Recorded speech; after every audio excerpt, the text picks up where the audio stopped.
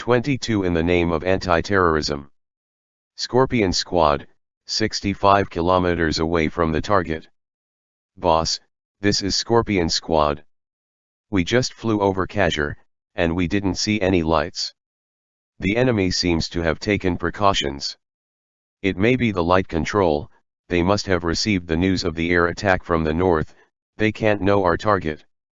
Scorpion Squad understands. Pundit worried that if the target was also controlled by lights, the ordinary bombs carried on the plane would be useless. All check the weapon switch, turn on the laser-guided bomb switch. Pundit continued, at least in terms of distance, the mission was half completed, and this thought made him decompress a little. Whether he could see the target or not, as long as he dropped the bomb, he could sneak back to the country from the east. So he calmly checked the weapon control panel and flipped the switch on the low-resistance bomb. The ground-to-air radar is on. A cold female voice drifted past the cabin, and the warning system worked. Captain Pundit lowered his head to check the bearing. At 4 o'clock, there was an E-band radar wave that was constantly scanning and trying to track. This was obviously a Pakistani radar, but I didn't know how far it was, but Captain Pundit was a careful person. I know that in order to live a long life, it is better to be prepared for everything. Scorpion Squad, lower the altitude to 400 meters. Scorpion number 2 understands.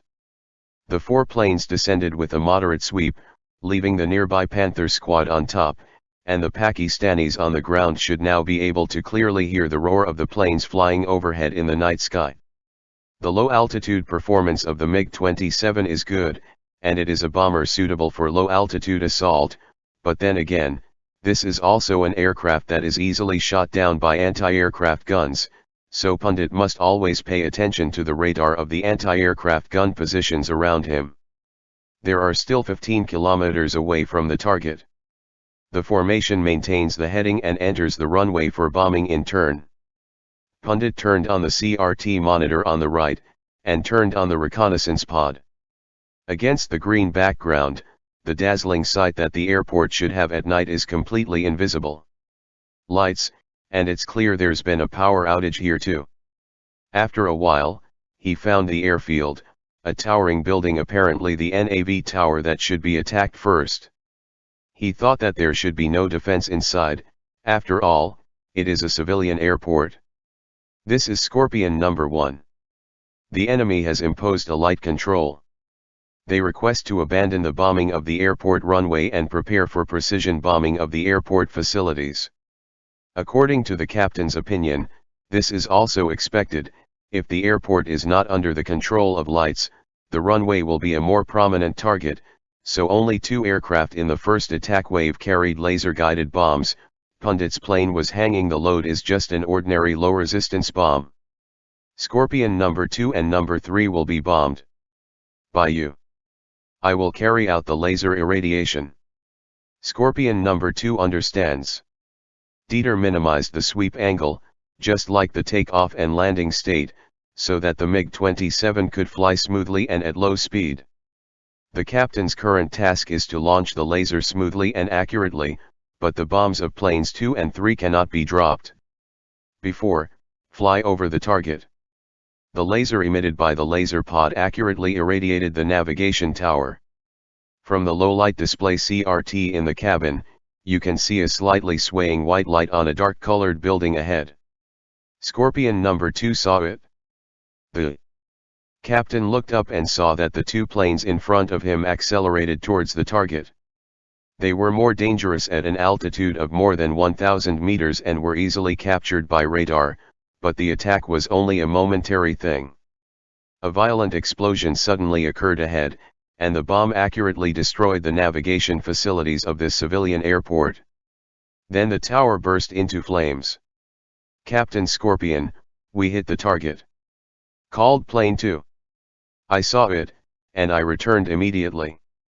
Captain, at the moment of the explosion, I saw 2 C-130 aircraft on one side of the tarmac.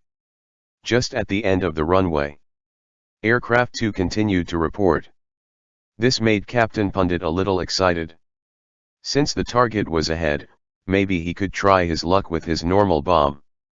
He remembered that after the end of this runway there was an open space. Like all airports, outside the runway there will be a meadow and no dwellings. So even if it misses, almost certainly, it won't hit any civilian targets. He thought that on the first day of the war, he could never return empty-handed. Leave it to us, you all return immediately, pay attention to the surrounding surface-to-air missiles. The captain himself did not withdraw from the battle. He continued to maintain the automatic level flight control of the aircraft and began to search with his low-light reconnaissance pod, following the pilots who had dropped bombs. Description: he really caught the two planes at the end of the airport. They were well hidden. If it weren't for the explosion of the fire, it would have easily fooled them. Scorpion 4, follow me, can't take the bomb back, we have to do a horizontal bombardment. However, we can't see the target, said Scorpion number 4 behind. Indeed, because the reconnaissance pod is fixedly installed on the longitudinal axis of the aircraft, the viewing angle is limited, and when the aircraft approaches the target, it cannot see the target below. Unless the pilot wears night vision goggles, looking down from the cabin is nothing but black eyes. The captain pondered for a while, and the wingman's argument was not without reason, but he felt that on the first day of the war, it would be unreasonable to go back without dropping a single bomb. Rest assured, I am familiar with the situation here. I guarantee that there are no civilian targets within a kilometer of the vicinity. We will not go to court-martial. Turn on the low resistance bomb switch. Captain Pundit said. The switch is on. Direction 255, speed 320. Very good, keep level and follow me into the bombing area. The captain quickly adjusted his course, and he had to turn the plane while he could still see it. The head was aimed at the target, and the laser rangefinder quickly calculated the distance to the target, but could not provide any parameters for the timing of the bombing.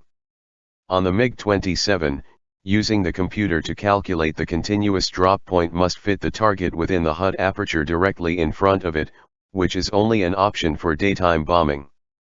The captain decided to throw away any sights and drop the bombs based on his own experience, but he remembered one thing: the two MiG-27s loaded anti-runway bombs with deceleration parachutes with a different lead than normal free-fall bombs. He thought, must hold his breath as much as possible.